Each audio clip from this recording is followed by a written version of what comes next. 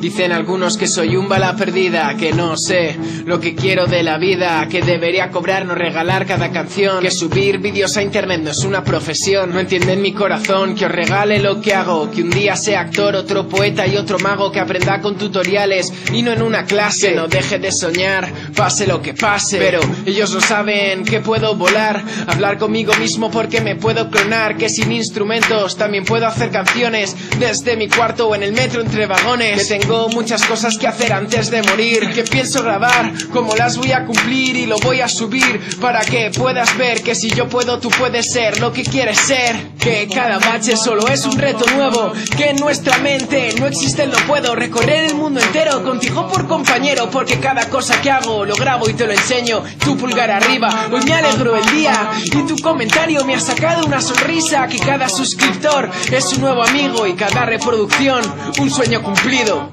porque mi única meta es llegar hasta ti, porque hablaría solo si no estuvieses ahí. Así que rutilófilo, esto va por ti.